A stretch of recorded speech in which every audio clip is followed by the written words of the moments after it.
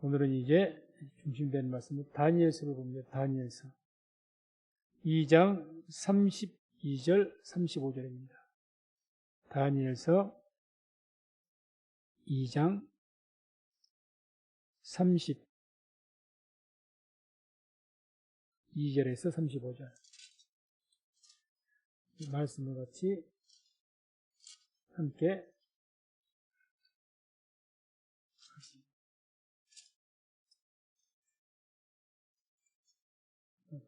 합독합니다. 그 우상의 머리는 정금이요, 가슴과 팔들은 은이요, 배와 넓적다리는 놋이요, 그 종아리는 철이요, 그 발은 얼마는 철이요, 얼마는 진흙이었나이다. 또 왕이 보신즉 사람의 손으로 하지 아니하고 뜨인 돌이 신상의 철과 진흙의 발을 쳐서 부서뜨리며 때 철과 진흙과 녹과 은과 금이 다 부서져 여름 타작 마당에 개같이 되어 바람에 불려 간 곳이 없었고 우상을 친 돌은 태산을 이루어 온 세계에 가득하였었나이다. 아멘.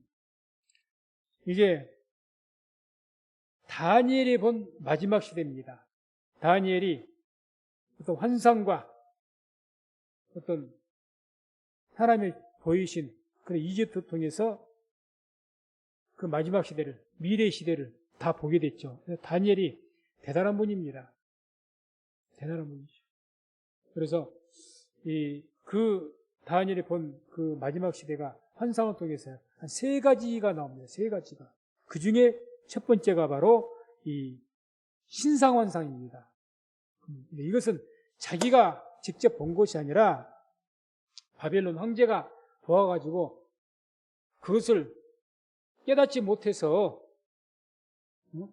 그냥 자기 바빌론 내 제국에 있는 그런 술사들에게 이걸 좀 알게 하라. 그래서 또 어떤 꿈을 꿨다 말도 안 해주고 네가 내가 뭔 꿈을 꿨는지 뭘 봤는지 네가 알아서 맞추고 풀어라. 그러니 기가 막힐 일이죠. 그래서 이제 그걸 못하니까 너희가 순전히 거짓 가짜들이다 해서 다 죽이려고 했습니다.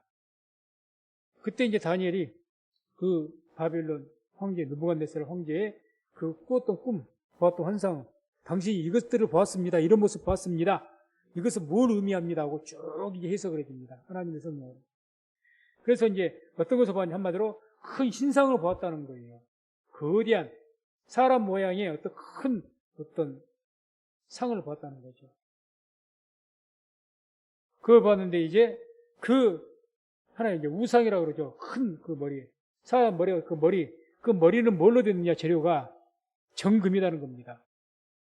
머리는 금으로 되어 있고, 그리고 그 머리 밑에 이 가슴과 양쪽 팔, 머릿속으로 우리가 머릿속으로 그리시기 바랍니다. 상상을 해야 돼요. 이 양쪽에 이렇게 팔은 은으로 되어 있어요. 은으로. 머리는 금. 사람과 같이 됐겠죠. 신상이니까. 가슴과 팔은 은. 배하고 이 무릎 위에까지, 그 넓적다리 이쪽까지, 거기는 놋, 동.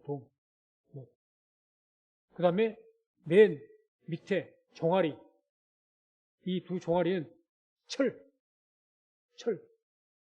맨 마지막에 발과 발가락, 10발가락이에요. 10발가락.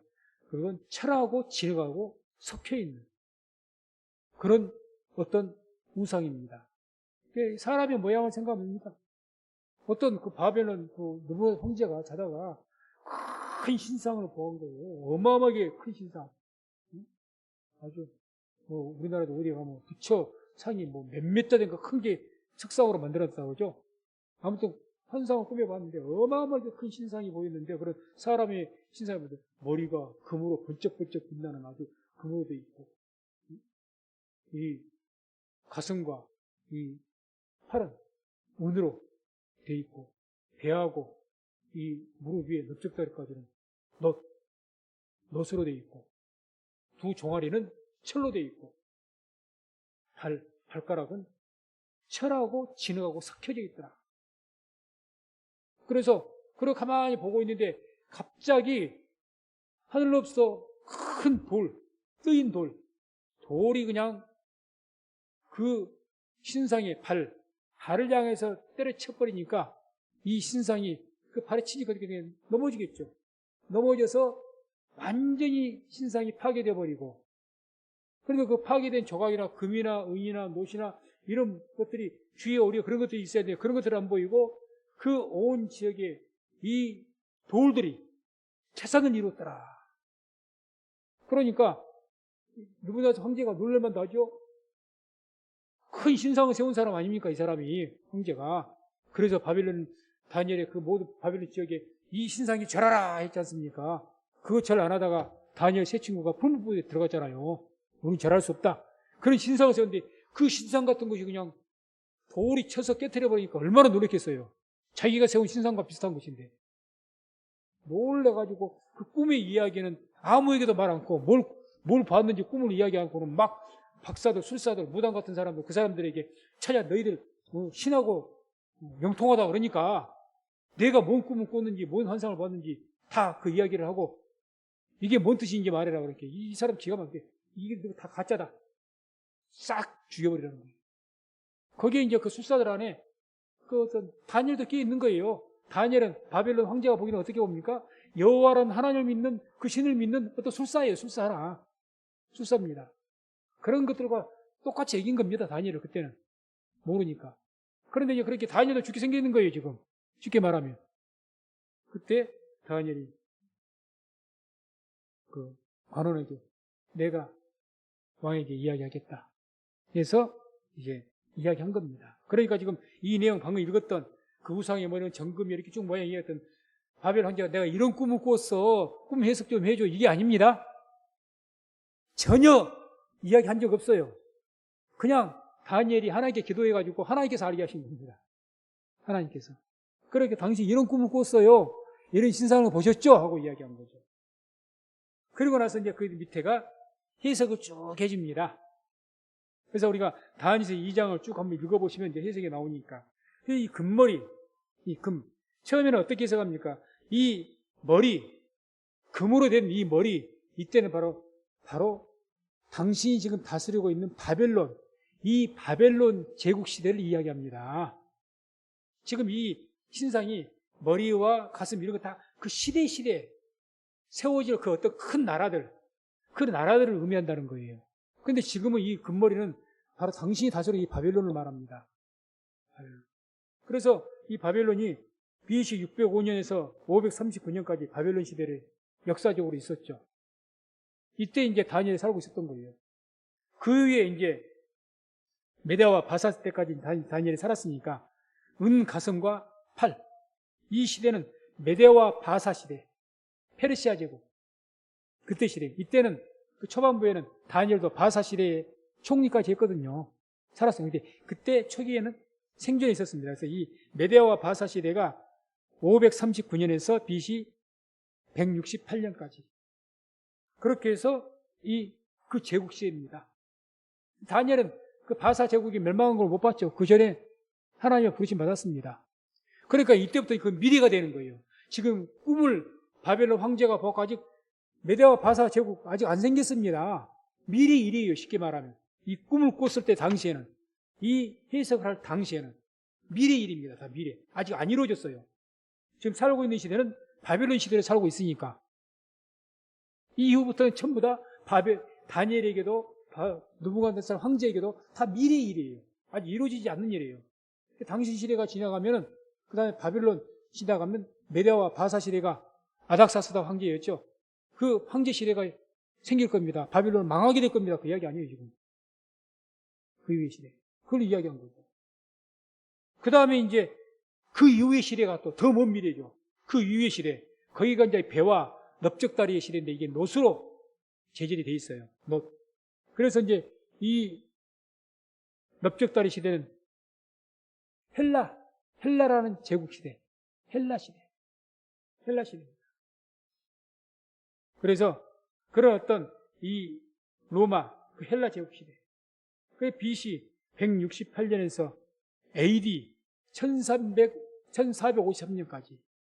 BC는 기원전이고 AD는 지금 우리가 카운터를 하고 있는 그런 해죠. AD. 기원 후 1453년 때까지 로마 제국이 있었어요. 로마죠. 불과 한 500여 년 전까지 로마 제국이 있었습니다. 그래서 그 AD 동로마가 1453년에 AD 1453년에 멸망을 했고, 서로마는 조금 서유럽이죠. 그쪽 유럽에 또 이제 로마였으니까 그 서로마는 AD 476년에 훨씬 더 먼저 약 1000년 전, 1000년 동로마보다 1000년 더 빨리 멸망을 했습니다. 그래서 아무튼 이 로마 제국 시대, 이런 시대가 열릴 것인데, 이제 1453년, 그러니까 그 이후에는 이것이 제국 시대도 이제 끝나게 될 거예요. 그 다음에 이제 이 로마 제국 시대가 끝나고 나면은 이제 이 두 종아리 시대, 두 철 시대, 그래서 이 철로 된 그런 제국의 시대가 있게 될 것이다. 그 다음에 맨 마지막 시대, 이제 여기가 이제 중요하죠. 맨 마지막 시대. 우리가 지금 종말론 아닙니까? 맨 마지막 시대, 우리 시대를 지금 봐야죠. 옛날 이미 이제 우리로는 과거가 됐잖아요, 다. 로마도 이제 이미 500년 전에 망했고, 다 뭐 바벨론, 그 다음에 뭐 메데 바사 시대, 헬라 제국 시대, 로마 시대는 이미 우리 과거에 먼 옛날 시대예요.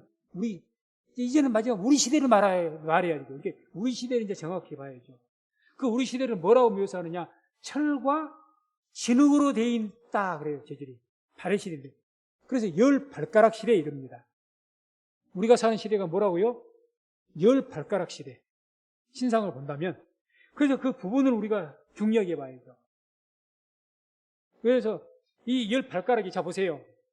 이 철이 두 종아리가 있어. 우리 발을 한번 생각합시다. 머릿속으로 생각하세요. 양쪽에 오른발이 있고 왼발이 있고, 그러니까 동로마가 오른쪽 발이고, 쉽게 말하면 서로마가 왼쪽 발이에요. 그런데 이 두 발, 10발가락은 어디에 붙어 있습니까? 오른쪽 발, 왼쪽 발에 붙어 있죠. 그러죠? 그러면 이 10발가락이 이제 여러 나라를 이야기하는데, 어디 나라라는 겁니까? 옛날에 동로마에 속해 있었고, 서로마의 그 영토 안에 속해 있던 나라들을 말하는 거죠. 거기 발에 붙어 있으니까. 그러니까 쉽게 말하면 옛날 로마가 다스렸던 동로마, 서로마, 그러니까 서유럽하고 동로마, 뭐 터키 이쪽 중동아시아 지역 이쪽에 있는 그 나라가 전부 다 로마 제국이었거든요. 옛날에는. 그 안에 있는 그 나라들, 그 모든 나라를 의미하는 것이 10발가락 시대예요. 10발가락. 열이라는 것이 텐을 말한 게 아닙니다. 성경 원어가. 모든 나라를 이야기해요. 10발가락. 10개? 아니에요. 성경 원어는 10개 아닙니다.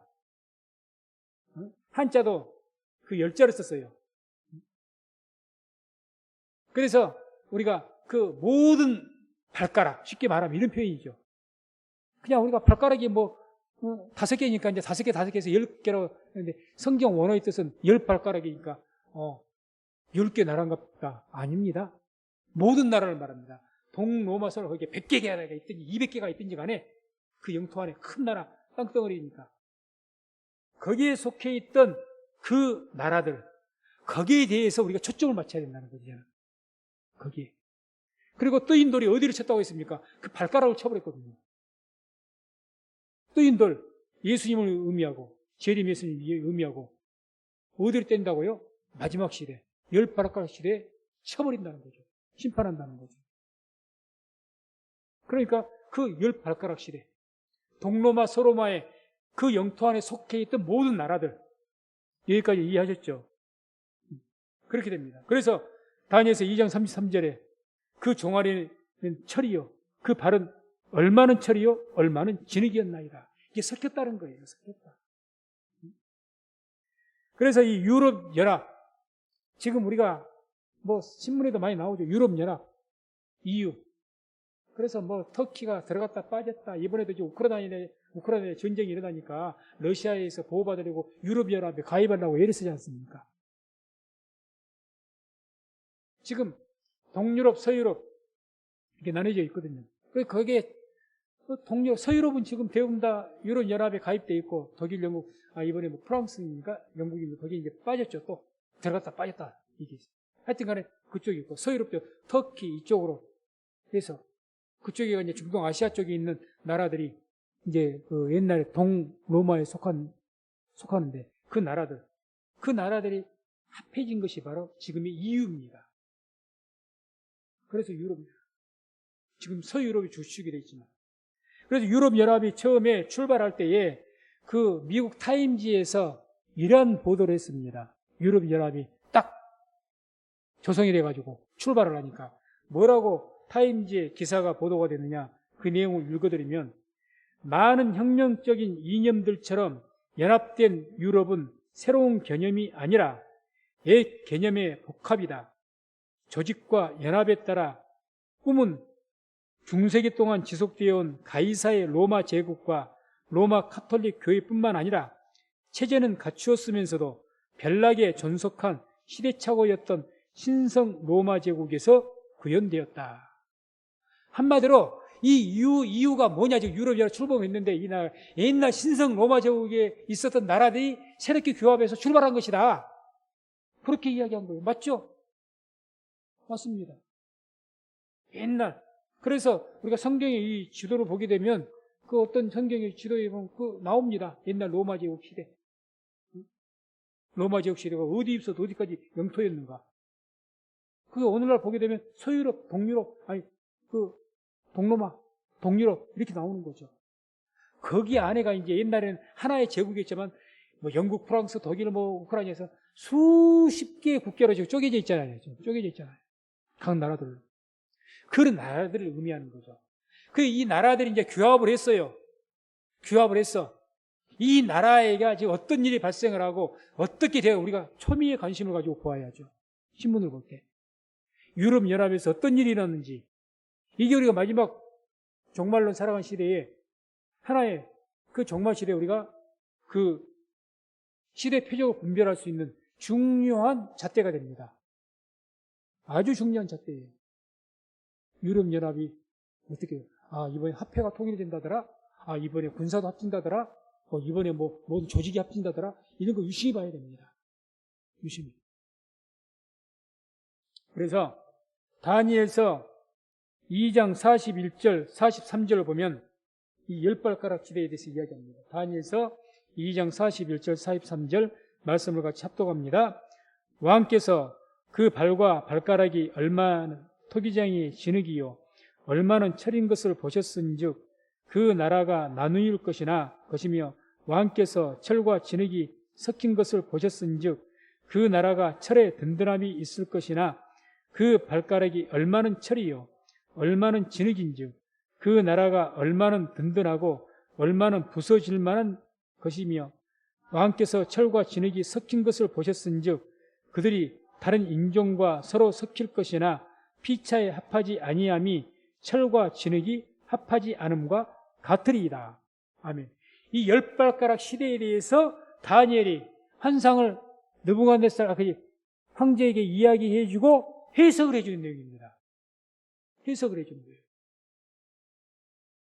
그래서 이 열발가락 시대를 지금 해석해 주는데, 자, 어떻게 먼저 해석해 주느냐? 41절 보게 되면 그 나라가 나뉠 것이며, 그러죠. 옛날에 로마 제국이 하나였죠. 두 개였겠습니까? 하나였죠, 하나. 가이사 황제, 통치자, 로마 황제, 우리가 잘 알고 있는 헤롯 왕, 이런 사람들, 헤롯이 아니라 가이사 황제, 그런 어떤 네로 황제, 우리가 익히 들었던 그런 황제들이 통치했던 나라의 한 나라, 황제가 하나였습니다. 그 나라들이 어떻게 된다? 나뉠 것이다. 여러 나라로. 그게 여러 나라로 나뉠 것이라는 겁니다. 여러 나라. 발가락이 10개니까 10나라가 아니고 그 10개라는 뜻이 아니니까. 그래서 지금 현재 동서유럽 통합해서 약 30여 개의 국가가 있습니다. 30여 개. 다 나라가 달라요. 현재 한 1, 2년 전까지만 해서 작년 정도만 해도 유럽연합 가입국이 현재 28개국입니다. 한 두세 개 국가만 남았어요, 지금. 두세 개 국가. 자기 나라의 어떤 이익을 위해서 가입했다 빠졌다 지금 그러고 있거든요. 현재 28개 국가가 가입해서 유럽연합 가치로 한 나라가 되는 겁니다. 쉽게 말해서. 통화를 유럽 말 들어보십시오. 달러가 아니고 각기의 나라의 돈이 아니라 그 유럽 28개국 돈이 똑같아요. 유로 단위가 1유로, 2유로. 유로화로 쓰죠. 유로화.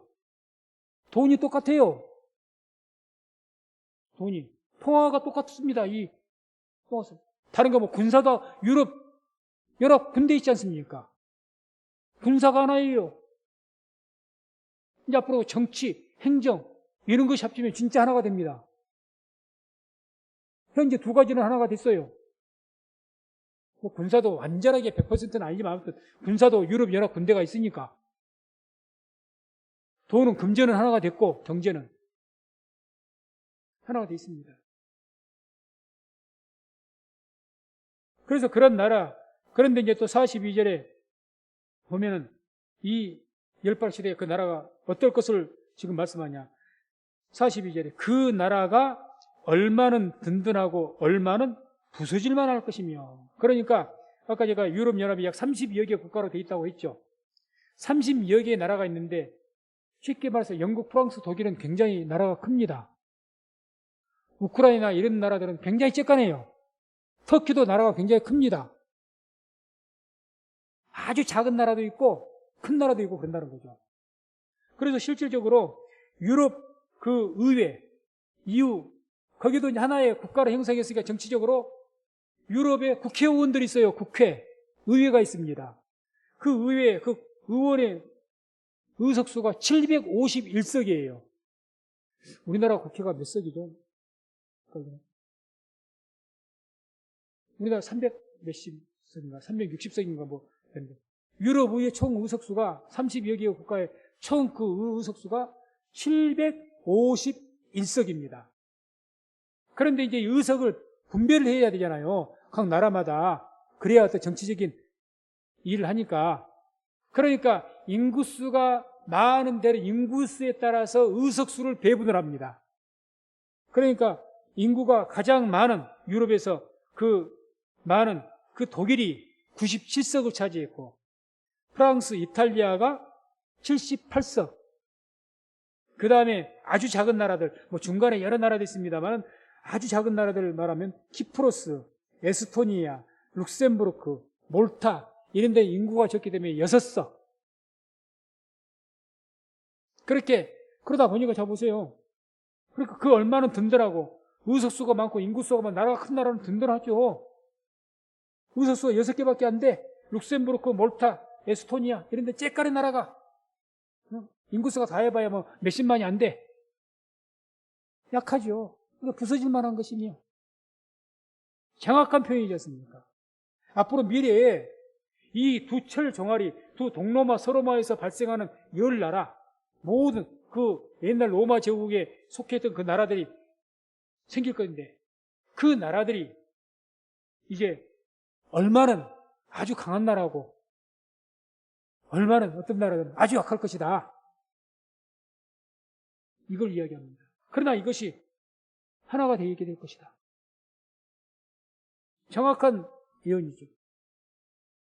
그 다음에 또 43절에 아까 그 다니엘서 2장 43절에 보면 그들이 다른 인종과 서로 섞일 것이나 피차에 합하지 아니함이 철과 진흙이 합하지 않은 것과 같다.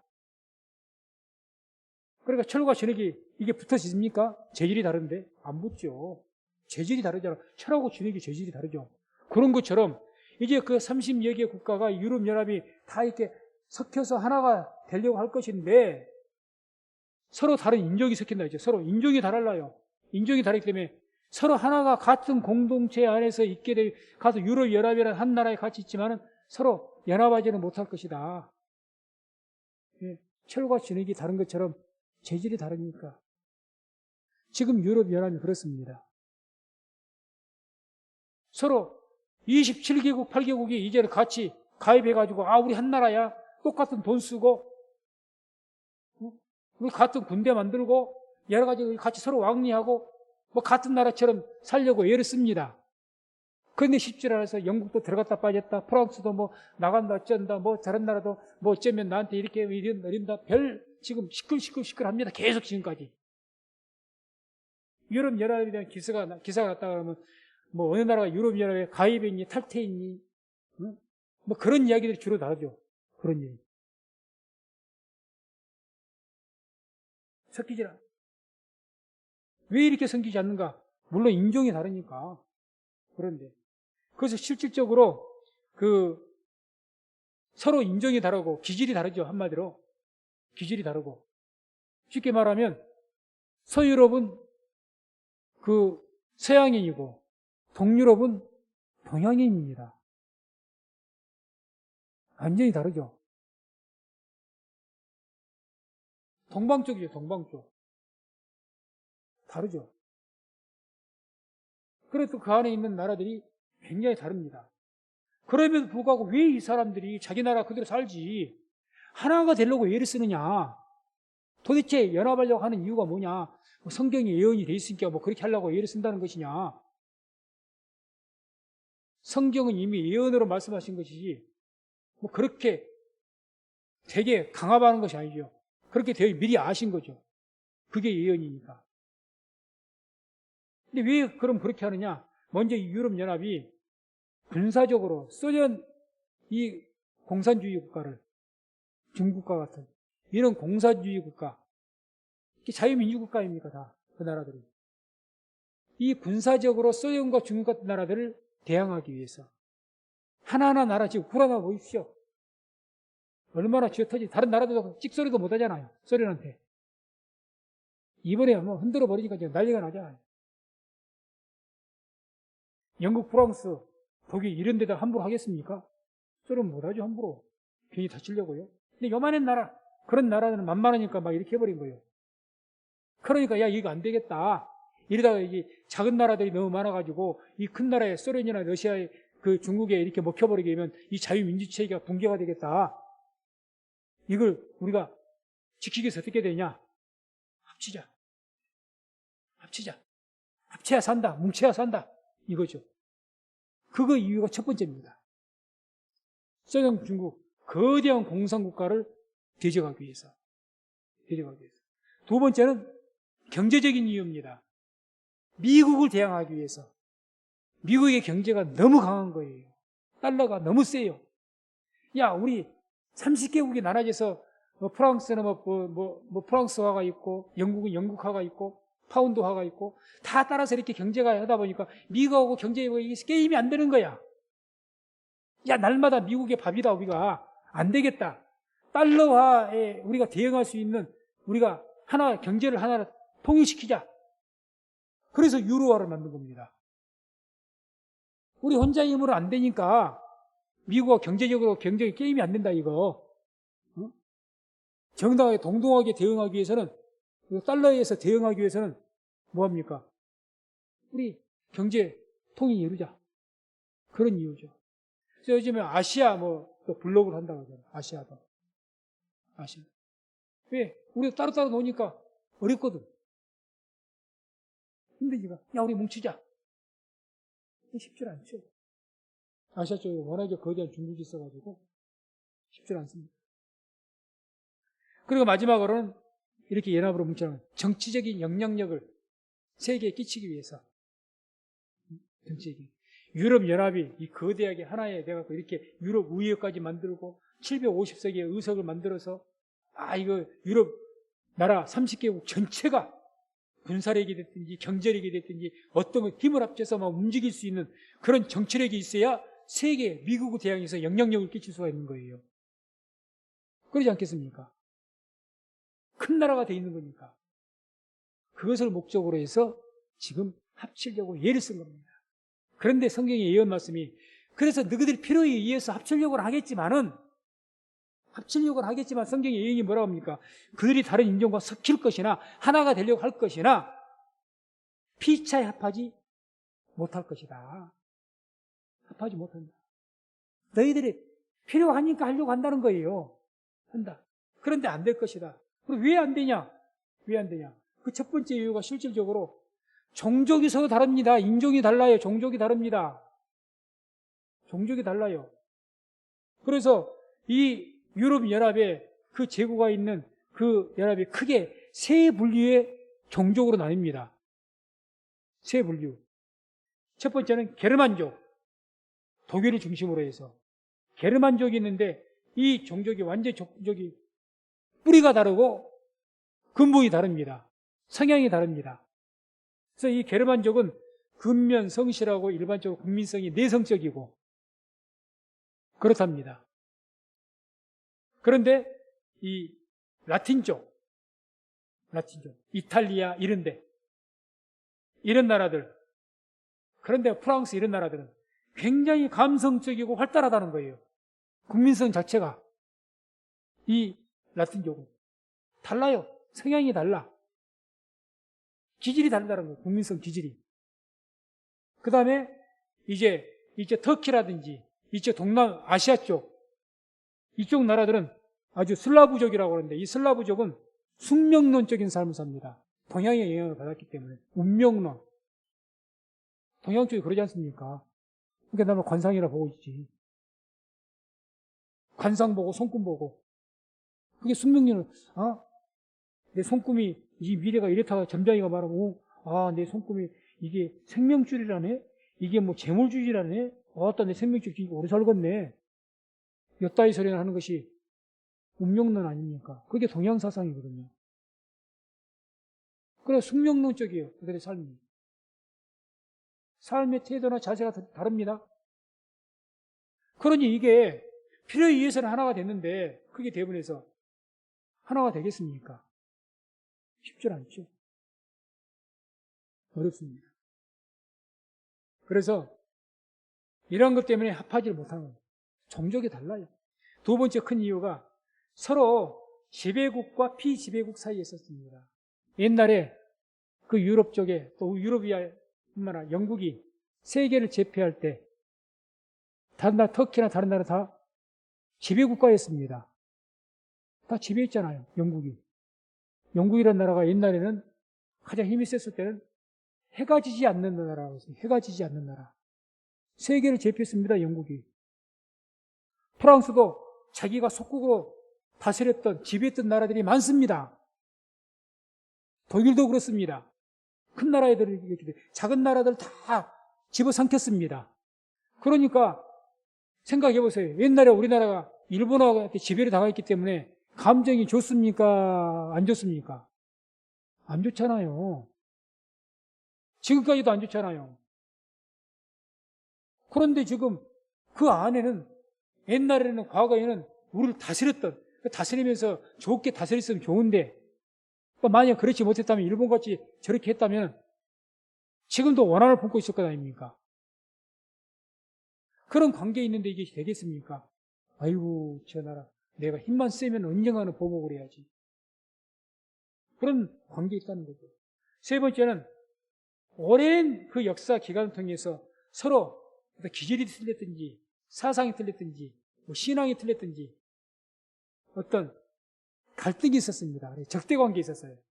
서로 싫어했다면 대표적인 유럽 나라가 영국과 프랑스입니다. 영국과 프랑스가 100년 전쟁이 있어요. 100년 동안. 이른바 100년 전쟁이 있었습니다. 날마다 치고받고 해요. 영국은 섬나라라고 프랑스가 무시하고 영국은 영국대로 프랑스 나라 무시하고 서로 그래 100년 동안 전쟁을 했다니까요.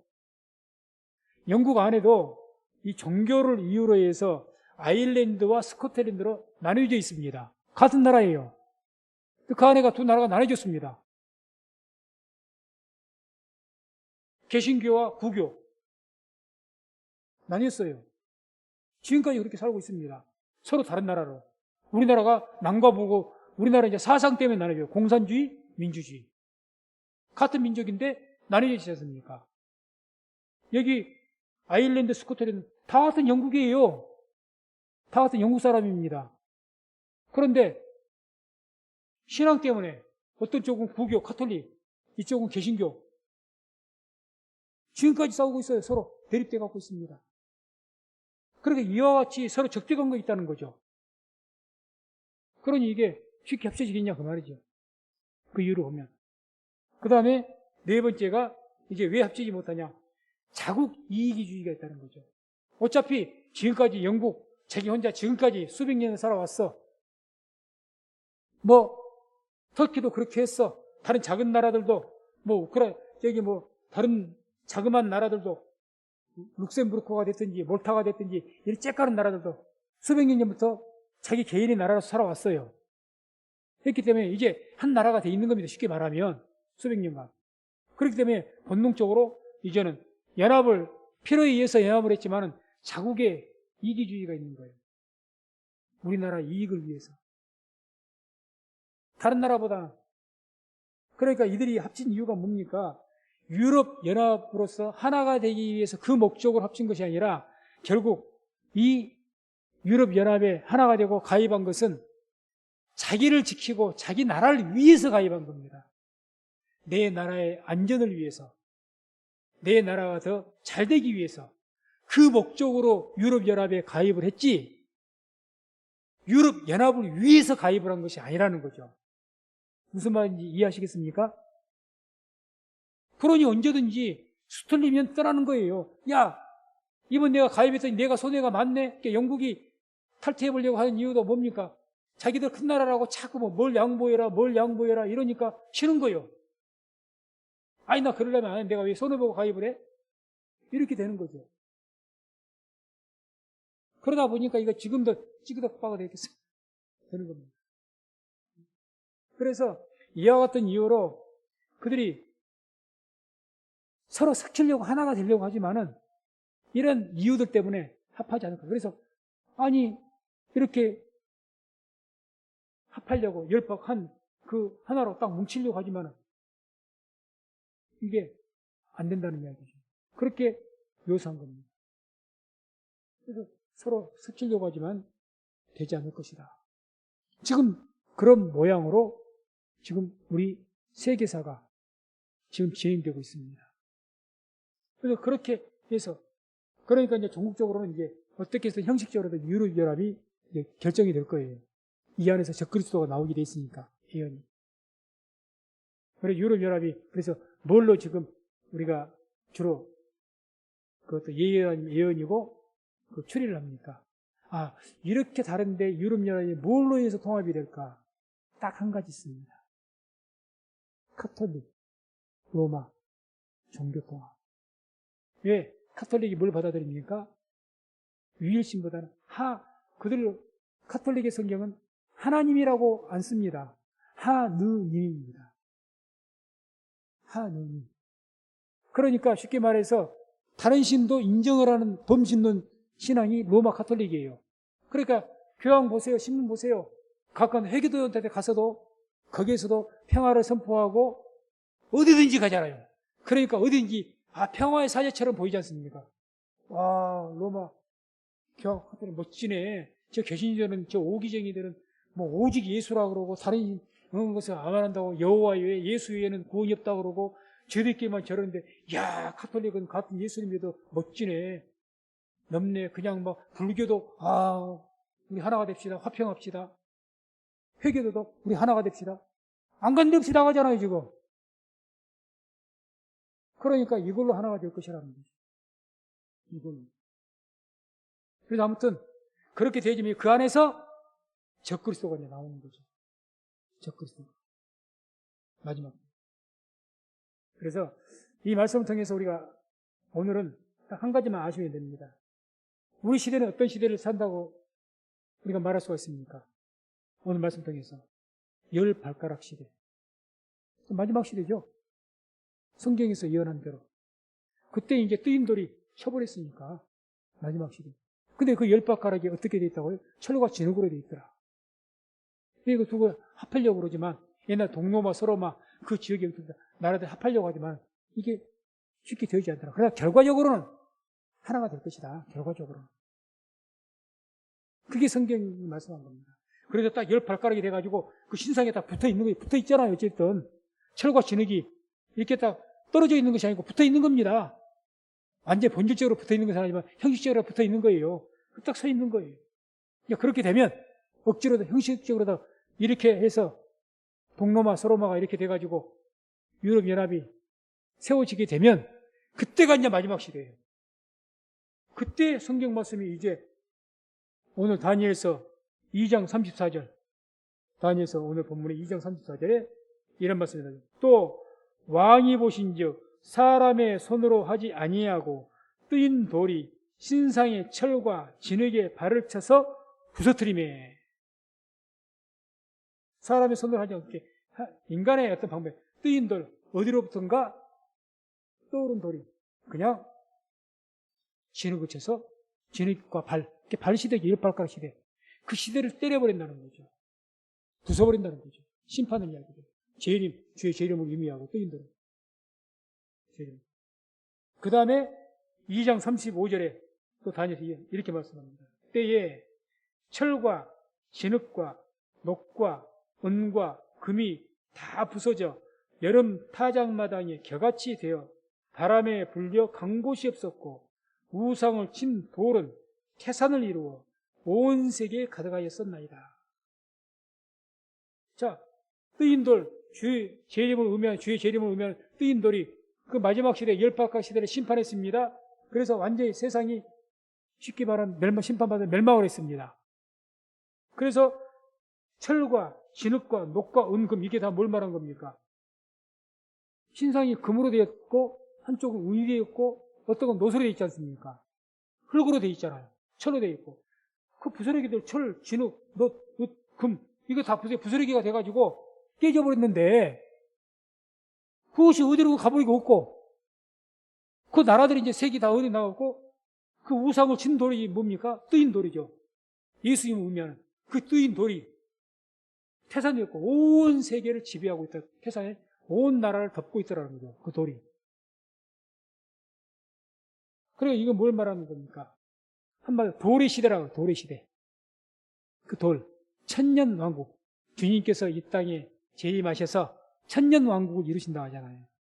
천년왕국. 천년 동안 이 땅에서 하나님의 나라를 이루시고 천년의 시대가 끝났을 때 그때 잠깐 악한 마귀가 음부에 있다가 그때 잠깐 마귀를 풀어주니까 그때 곡과 마곡의 마지막 최후의 전쟁, 그 전쟁이 일어난 이후에 바로 이제 하나님께서 즉시 심판하셔가지고 백보자 심판이 열리고 그때 비로소 그 심판이 열리게 되면 그동안 음부에 갇혀 있었던 그런 하나님 믿지 않았던 자들, 그들이 지옥으로 가게 되고 그들이 심판을 뭘 받습니까? 행위구원, 율법을 통해서 심판받게 되고 백보자 심판 때 천년왕국 이후이죠.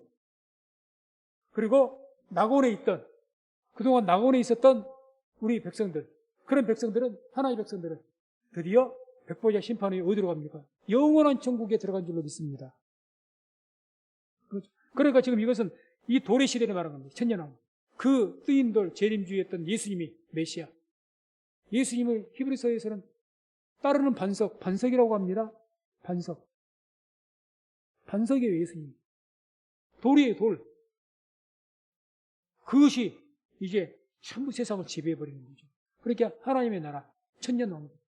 그 의미하는 거죠. 그래서 이 다니엘이 해석해줬던 그 신상, 그것은 인류가 바벨론 그 시대에서부터 마지막 시대까지 보여주는 겁니다. 한꺼번에 보여주는 겁니다. 이제 다음 시간에는 이제 내 짐승의 환상인데 이것에 연결돼서 더 상세하게 내 짐승의 환상을 통해서 마지막 시대를 또 전체적으로 보여줍니다. 반복적으로. 오늘은 일단은 이 신상이니까.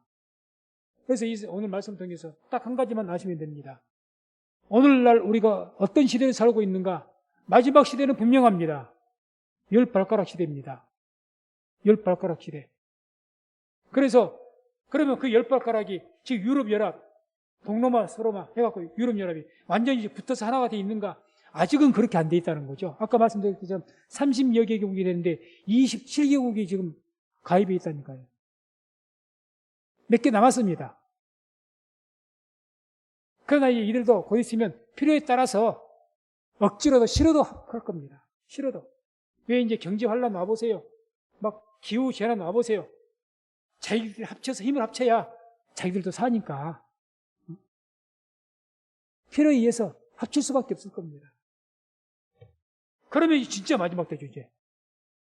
여기서 통해서 우리가 잣대를 재본다면, 분별한다면. 그래서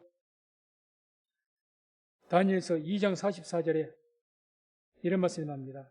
천년왕국 시대에 대해서, 도의 시대에 대해서 이런 말씀을 합니다. 2장 44절에 이 열왕의 때, 이 열자가 텐이 10이 아니라고 있습니다. 모든 왕입니다. 이 모든 왕의 때에 하늘에 하나님이 한 나라를 세우리니, 천년왕국이죠. 한 나라를 세우리니 이것은 영원히 망하지도 아니할 것이요 그 국권이 다른 백성에게로 돌아가지도 아니할 것이요 도리어 이 모든 나라를 쳐서 멸하고 영원히 설 것이라.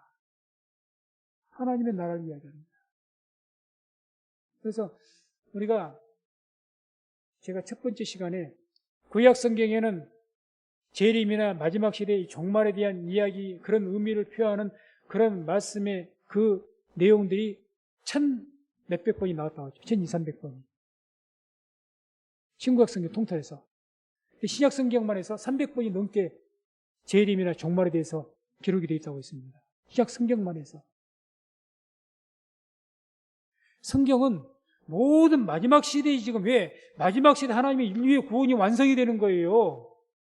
이것을 위해서, 이 인류의 구원의 완성을 위해서 십자가에서 죽으신 겁니다. 이 마지막을 위해서, 추수 때를 위해서. 누구든지 농부가 하나님을 농부로 비유하잖아요.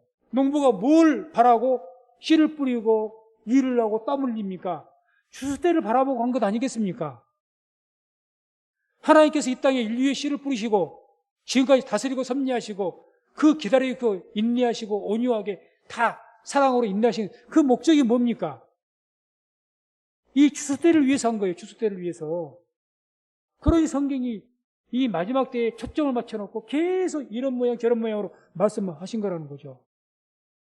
그 결실의 때가 우리 때라는 겁니다. 결실의 때. 어떻게 보면 복받은 때입니다. 복받은 때. 은혜의 시대입니다. 그래서 가장 최고의 결실의 때.